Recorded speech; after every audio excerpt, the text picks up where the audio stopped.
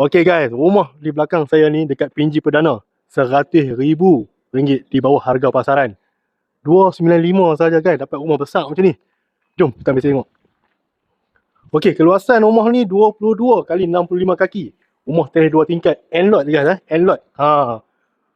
Nak masuk 2 biji kereta, tak ada masalah. Okay, jom kita masuk. Kita masuk, ni ruang tamu rumah ni lah. Ni ruang tamu rumah ni, besar dan selesa juga. Terus masuk sini, kita ada tangga naik ke atas. Kita ada store bawah tangga. Sini area dapur. Ini adalah dapur lah rumah ni. Ni area dapur rumah ni. Dan kita ada satu bilik di bawah. Satu bilik tidur di bawah.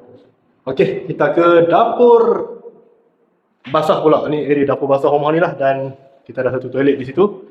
Dan rumah ni pun dah tambah dah belakang lah. Belakang ni dah tambah dah.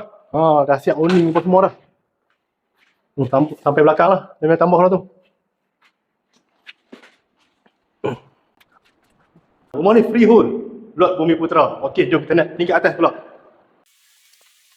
Okey, tingkat atas kita ada 3 bilik. Ni bilik master lah. Ni master bedroom. Mana nak dapat rumah besar macam ni 295 sahaja. Market value 390 guys. 100,000 di bawah harga pasaran. Kita ada satu toilet di sini. Okey, jom kita ke bilik kedua dan bilik ketiga. Ini bilik kedua. Memang besar. Memang luas dan puas hati.